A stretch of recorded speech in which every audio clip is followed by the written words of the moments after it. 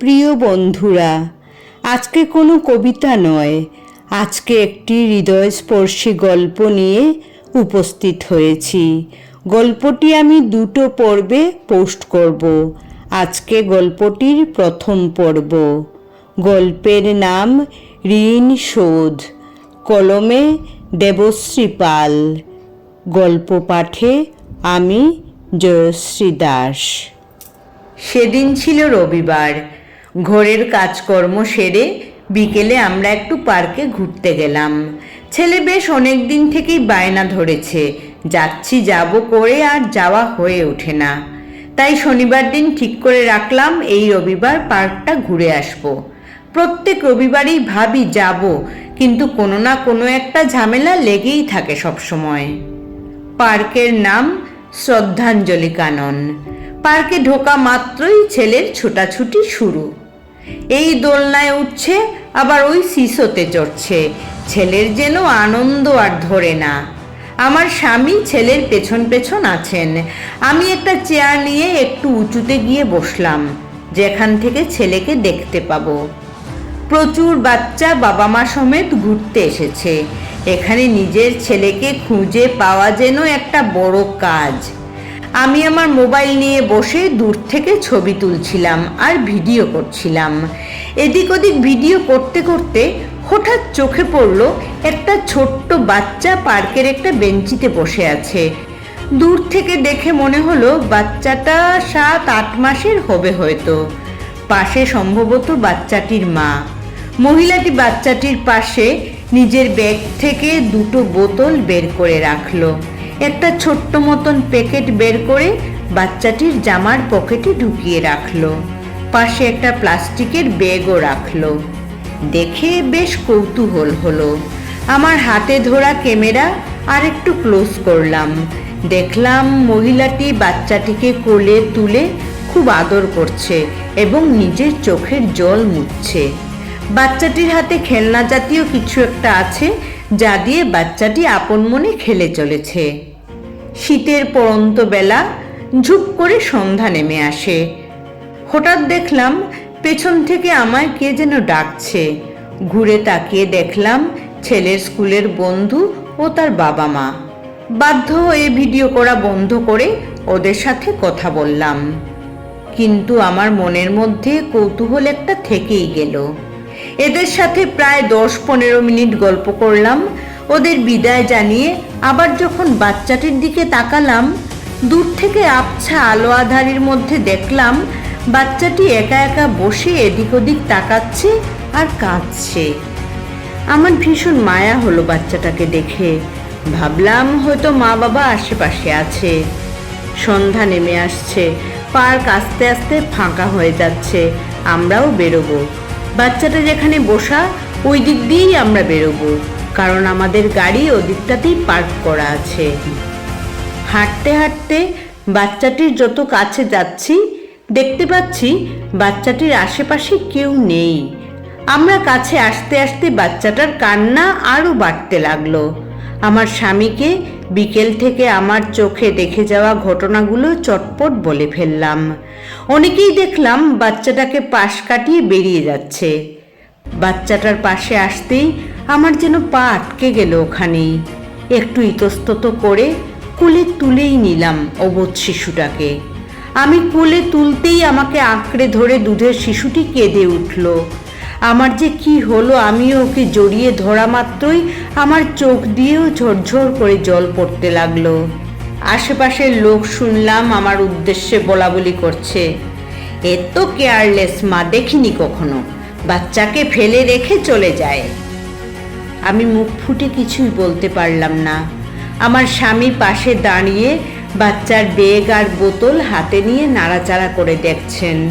ছেলে অনবরত প্রশ্ন করে চলেছে, মা, ও মা, কে এই বাচ্চাটা?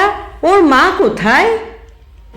ভিড় একটু হালকা হওয়ার পর স্বামীকে বললাম, কি করব এবার?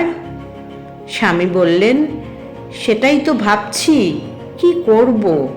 আশেপাশে কাউকে দেখছি না, অথচ বাচ্চাটাকে এভাবে রেখে যেতেও পারবো না। থানায় নিয়ে গেলে তো বিশাল ঝামেলা হবে। আমি বললাম, একটা কাজ করি, সিকিউরিটিদের বলি, দেখি ওরা কি বলে। স্বামী বললেন, ওয়েট 1 মিনিট, ব্যাগের মধ্যে দেখো কিছু কাগজপত্র আছে। আমি বললাম, খুলবে? বুঝতে পারছি না কি করব। স্বামী বললেন, যদি সিকিউরিটির লোক রাখেও বাচ্চাটাকে, রাখবে না জানি, তাও ধরে নিলাম রাখে যদি, তবে ব্যাগ খুলে সব চেক করবে। তার চেয়ে বরং একবার আমরাই দেখি কি আছে ওতে। বাচ্চাটা তখনও আমাকে আঁকড়ে ধরে মা মা বলে কেঁদে চলেছে। আমার কেমন যেন মায়া পড়ে গেল। সিকিউরিটির কাছে ছেড়ে যেতে হবে ভাবলেই বুকটা কেঁপে উঠছে। আমার স্বামী ব্যাগটা খুললেন। ব্যাগের ভেতর থেকে ছোট ছোট কয়েকটা জামা, একটা দুধের প্যাকেট, ছোট 2 জোড়া জুতো, সোয়েটার আর একটা ভাঁজ করা কাগজ বেরোলো। কাগজটা খুললেন আমার স্বামী। এতে লেখা, কোনো সহৃদয় ব্যক্তি আমার সন্তানকে যদি কোলে তুলে নেন, তবে আমি আপনার কাছে চিরঋণী হয়ে থাকব। দয়া করে ওকে পার্কের বেঞ্চিতে ফেলে রেখে যাবেন না। আমি খুব চাপে পড়ে বাচ্চাটাকে এইভাবে ফেলে রেখে গেছি, আমার কোনো উপায় ছিল না।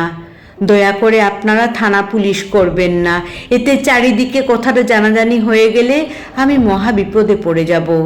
আপনারা যদি নিজের কাছে রাখতে না পারেন, তবে কোনো অনাথ আশ্রমে রেখে আসবেন, এইটুকু দয়া ভিক্ষা করছি আমি আপনাদের কাছে। ইতি অভাগিনী মা। চিঠি পড়া শেষ করে স্বামী বললেন, এবার কি করা যায় বলো? যদি পুলিশকে না জানিয়ে নিয়ে যাই আর কখনো কেউ খোঁজ খবর করে, তখন তো আমরাই বাচ্চা চুরির দায়ে ফেঁসে যাব। বিপদ কি যেচে পড়ে ঘরে নিয়ে যাব? আমি বললাম, কি করব ঠিক বুঝতে পারছি না। আচ্ছা, এক কাজ করলে হয় না? আজ এখান থেকে বাচ্চাটাকে ঘরে নিয়ে যাই, কাল সকালে লক্ষণ কাকার সাথে না হয়ে যোগাযোগ করে সব কথা পরিষ্কার করে বলবো, তখন দেখি তিনি কি পরামর্শ দেন। কারণ এখন যদি সিকিউরিটিকে বলি তো এই নিয়ে আবার জল ঘোলা হবে, থানা পুলিশ করে হুলস্থুল কাণ্ড বেঁধে যাবে। লক্ষণ রায়চৌধুরী আমার বড় কাকা, পুলিশের একজন উচ্চপদস্থ কর্মকর্তা। স্বামী স্ত্রী মিলে ঠিক করলাম সেই ভালো। পার্ক থেকে বাচ্চাটাকে কোলে নিয়ে বেরোবার সময় এদিক ওদিক কেবল তাকিয়েছি, যদি ওর মায়ের কোনোভাবে দেখা পাই। ঘরে ফিরে এলাম। ফ্ল্যাট বাড়ির দরজা বন্ধ করলে আশেপাশের আর কারোর কোনো খবর পাওয়ার সুযোগ নেই। ঘরে এসে দুধের শিশুটিকে গরম জল দিয়ে ভালো করে হাত পা মুছিয়ে দিয়ে ওর মায়ের দেওয়া একটা ড্রেস পরিয়ে দিলাম। বাচ্চাটার গায়ের সোয়েটার খুলতে গিয়ে দেখলাম সোয়েটারের পকেটে একটা প্যাকেটের মধ্যে একটা ছোট্ট গলার চেইন আর 2টো কানের দুল। জিনিস দুটো আবার প্যাকেটের মধ্যে ঢুকিয়ে রেখে দিলাম। রাতে এসেই আগে কাকাকে ফোন করে সব বললাম। কাকা বললেন, এভাবে বাচ্চাকে ঘরে আনা তোমাদের ঠিক হয়নি। প্রথমেই লোকাল থানায় নিয়ে যাওয়া উচিত ছিল, তারপর ওরা হাসপাতালে নিয়ে গিয়ে বাচ্চার যদি প্রপার ট্রিটমেন্টের প্রয়োজন হয় সেখানে ট্রিটমেন্ট করিয়ে কোনো অরফেনেজে রাখবে। তারপর 3 মাস দেখতে হবে। বাচ্চার খবর যদি ততদিনে কেউ না করে, তখন তোমরা অ্যাডপ্টেশনের জন্য অ্যাপ্লাই করতে পারবে। আমি বললাম, সে তো বিশাল ঝামেলা কাকা। হ্যাঁ, ঝামেলা তো একটু হবেই। ঠিক আছে, আজকে যখন নিয়ে এসেছো তখন রাতটা তোমাদের কাছেই রাখো। কাল খুব তাড়াতাড়ি লোকাল থানায় গিয়ে ডায়েরি করবে, তারপর দেখা যাক কি হয়। আমি বললাম, ঠিক আছে কাকা, তুমি একটু থেকো আমাদের পাশে। কাকা বললেন, সে আর বলতে হবে না রে, আমি আছি তোদের সাথে। পরদিন সকালে উঠেই বাচ্চাটাকে চান খাওয়া করিয়ে নিয়ে গেলাম লোকাল থানায়। গতকাল থেকে যা যা ঘটেছিল সব বললাম। ওসিও বড় কাকার মতন একই কথা বললেন, গতকাল কেন নিয়ে এলাম না। যাই হোক, দুধের শিশুটাকে ওদের হাতে তুলে দিয়ে ঘরে এলাম, কিন্তু আমার কোনো কিছুতেই মন বসছিল না। শুধু ওই মুখটা ভাসছিল, মাথা ভর্তি এক ঝাঁক কোঁকড়ানো চুল, ফর্সা রং, চোখগুলো টানা টানা। পরের দিন থানাতে গিয়ে জানলাম ওকে হাসপাতালে রাখা হয়েছে। বাচ্চাটাকে একটু দেখার জন্য ছুটলাম হাসপাতালে। খবর নিয়ে জানলাম বাচ্চাটাকে বেবি ইউনিটে রাখা হয়েছে। ওখানে ডাক্তারের সাথে কথা বলে বাচ্চাটাকে দেখার জন্য ভেতরে ঢুকলাম। দেখলাম হাতে স্কেল লাগিয়ে হাত সোজা করে সেলাইন দেওয়া হচ্ছে।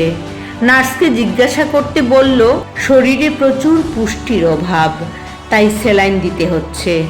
জিজ্ঞেস করলাম কদিন রাখতে হবে হাসপাতালে। নার্স বলল যে ডাক্তার এখনো কিছুই বলেননি। তারপর নার্স জিজ্ঞেস করলো বাচ্চাটা আপনার কে হয়? শুনলাম থানা থেকে এনে এখানে রাখা হয়েছে। আমি কি বলবো খুঁজে পেলাম না। তখন স্বামী বললেন ওকে পার্কে পেয়ে আমরা থানায় তুলে দিয়েছি, তাই একটু দেখতে এলাম কেমন আছে। নার্সের যেন কৌতূহলের শেষ নেই। কিভাবে পেলাম, কি করে নিয়ে এলাম ইত্যাদি ইত্যাদি প্রশ্ন করতেই লাগলো। যতটুকু সম্ভব আমরা হালকাভাবেই উত্তর দিলাম। রোজ একবার বাচ্চাটাকে দেখার জন্য হাসপাতালে ছুটে যাই। থানা থেকে একদিন ফোন এলো বাচ্চাটাকে প্রার্থনা শিশু সেবাশ্রমে নিয়ে রাখা হয়েছে, সেখানে 3 মাস রাখতে হবে, তারপর অ্যাডপ্টেশনের জন্য আর্জি জানাতে হবে। থানা থেকে ঠিকানা নিয়ে প্রত্যেক সপ্তাহে আমরা 3 জন সেখানে যেতাম। সেই আশ্রমের মুখ্য কর্তার সাথে কথা বলে রেখেছি, যদি কখনো কেউ খবর করে তখন যেন আমাদের জানানো হয়। আর যদি 3 মাস কেউ খবর না নেয় তবে আমরা ওকে অ্যাডপ্ট করব, আর যেন কাউকে দেওয়া না হয়। আশ্রমটা বেশ সুন্দর, ছিমছাম, পরিষ্কার, শান্ত পরিবেশের মধ্যে রয়েছে। প্রায় 50-এর কাছাকাছি ছোট বড় বাচ্চা আছে এখানে। অনাথ আশ্রমটি একটি প্রাথমিক শিক্ষা পর্ষদের অধীনে। আশ্রমটি সরকারের সমাজ কল্যাণ দফতর থেকে পরিচালনা করা হয়। যারা একটু বড় তাদের স্কুলে ভর্তি করা হয় এই দফতরের মারফত। যারা একেবারে শিশু তাদের দেখাশোনার জন্য কয়েকজন আয়া নিযুক্ত করা হয়েছে। 1ম থেকে 10ম শ্রেণী পর্যন্ত এখানে পড়ানো হয়। তারপর কোনো হায়ার সেকেন্ডারি স্কুলে ভর্তি করানো হয়। পড়াশোনার পাশাপাশি এখানে বৃত্তিমূলক প্রশিক্ষণও দেওয়া হয়। এছাড়া গান, কবিতা, নাটকের পাঠ তো আছেই। আমি সপ্তাহে প্রায় 3 দিন আশ্রমে যেতাম। এই আসা যাওয়ার ফলে ওদের সাথে আমার একটা আত্মার সম্পর্ক গড়ে উঠেছিল। ওরা নিজেদের মধ্যে খেলাধুলা করত। কেউ কেউ রং তুলির মধ্যে দিয়ে নিজেদের মনের ভাব প্রকাশ করার চেষ্টা করত। দেখতে দেখতে 3 মাস কেটে গেল। ওর খোঁজ করতে কেউ এলো না। মনে মনে যেন একটু স্বস্তি বোধ করলাম। বড় কাকার সাথে কথা বলে একজন ভালো উকিল ধরে কাগজপত্র সব রেডি করা হলো। অনাথ আশ্রমের সাথে শৈশাবুদ সম্পন্ন করে মেয়েকে এনে ঘরে তুললাম। ছেলে তীর্থায়নের সাথে মিলিয়ে মেয়ের নাম রাখা হলো তিলোত্তমা। ঘরে তিস্তা বলে ডাকি। ভাই বোন দুটিতে ভীষণ মিল। দুজনে আস্তে আস্তে বড় হয়ে নিজেদের কর্মব্যস্তময় জীবনে জড়িয়ে পড়ল। 24 বছর পর